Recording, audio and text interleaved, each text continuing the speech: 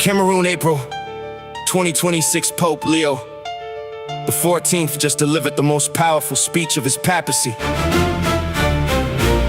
Here's everything that happened and everything that led to it.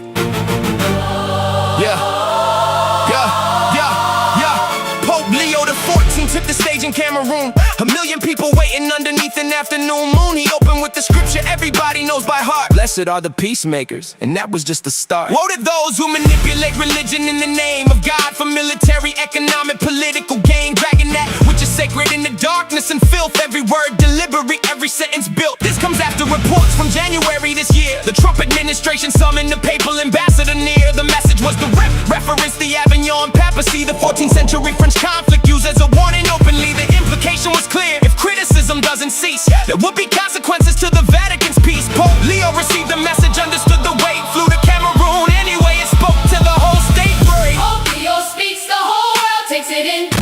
Cameroon to Washington.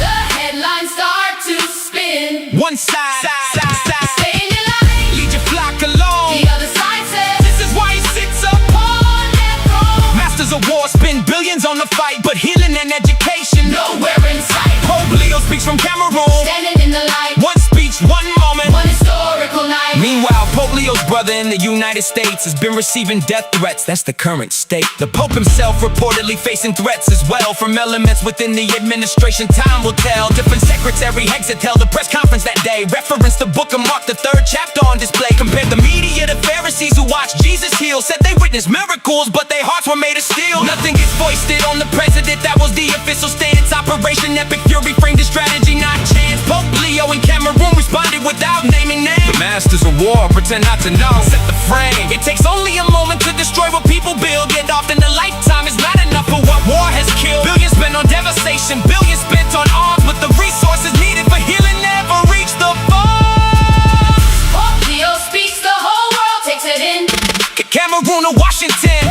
The headlines start to spin. One side, Stay in your lane. lead your flock alone. The other side says, This is why he sits up. on that throne. Masters of war spend billions on the fight, but healing and education Nowhere in sight. Pope Leo speaks from Cameroon. Standing in the light. One speech, one moment. One historical night. Congress members waiting throughout the afternoon. Stefanik said a political pope should expect the room. Johnson referenced just war doctrine, said he understands the classified briefing shaped the president's plans. Nell said, lead your church, the political arena isn't yours. Remeta split it down the middle, spiritual and political doors. Meanwhile, the administration canceled captive charity contracts. 60 years of migrant children's services, those are the facts. The Archdiocese of Miami recognized for excellence nationwide. Unaccompanied minor shelter with the church's guide. Contracts ended overnight, the funding pulled away. A 60-year relationship dissolved in a single day. Iran's president wrote directly to the Vatican floor. We condemn the insult to your excellency, nothing more. Maloney backed the Pope and said the criticism went too far. The administration responded, and that relationship left a scar.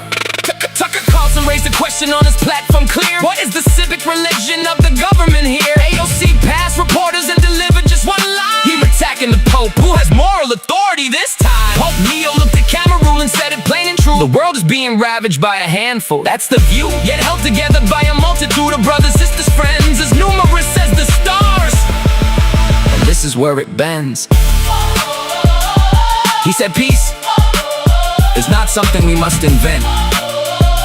It is something we must embrace by accepting our neighbor as our brother and as our sister.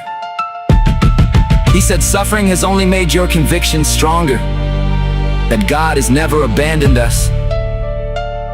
That was Cameroon. That was Pope Leo the 14th. And the world was listening. No thanks you for your attention to this matter.